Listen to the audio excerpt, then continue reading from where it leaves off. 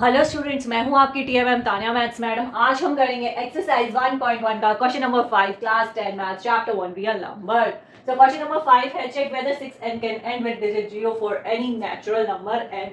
तो इसका सॉल्यूशन क्या होगा? पहले देखो ये क्वेश्चन क्या कह रहा है, 6n और नेचुरल नंबर क्या होते हैं 1 2 3 एंड सो ऑन। ठीक है, when n is equals to 1 6 1 कितना हो गया 6, when n is equals to 2 6 की पावर 2 क्या हो गया 36। सो n की किसी भी वैल्यू के लिए जो 6 की पावर की जो वैल्यू आएगी वो क्या एंड होगी 0 से, 30 40 50 ऐसा कुछ आएगा। यहाँ पे जो है फर्स्ट प्लेस पे 0 आएगा, तो ये हमें चेक करना है आएगा या नहीं आएगा। अगर नहीं आएगा तो क्यों नहीं आएगा उसका हमें रीजन बता रहा है। तो इसको करते हैं। अब 6n को, अब देखो हमने फंडामेंटल थ्योरम ऑफ अर्थमेटिक पढ़ा है इंट्रोडक्शन वाले चैप्टर में। सो एज पर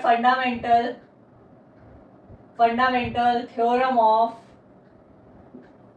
arithmetic, every composite number can be written as the product of its prime factor.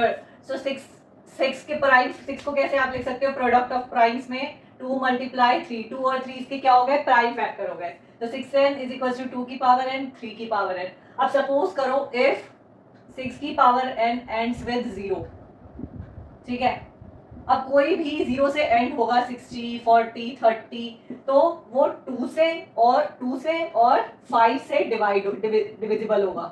ठीक है, आप इसको 60 को 2 से भी डिवाइड कर सकते हो, 5 से भी डिवाइड कर सकते हो, 40 को 2 से भी कर सकते हो, 5 से भी कर सकते हो। तो अगर कोई 0 से होगा तो 2 और 5 उससे डिविजिबल होगा, तो 2 और 5 उसके क्या होंगे? प्राइम फैक्टर होंगे।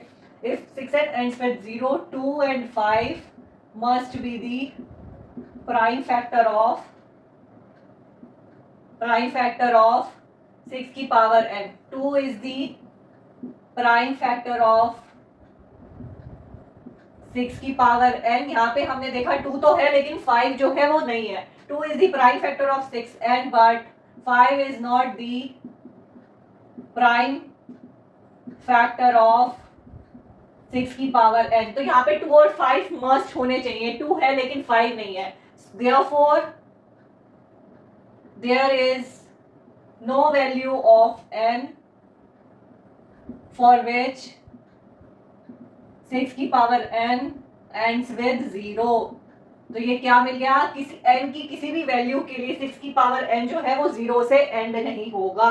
क्यों नहीं होगा? क्योंकि वो 5 उसका प्राइम फैक्टर ही नहीं है। यहाँ पे हमने देखा 2 और 3 प्राइम फैक्टर है, तो किसी की भी एंड पे 0 होने के लिए 5 से वो डिविजिबल होना चाहिए, 5 उसका प्राइम फैक्टर होना चाहिए। सो therefore there is no value of n for which 6n ends with 0। ये आपका सॉल्यूशन हो गया।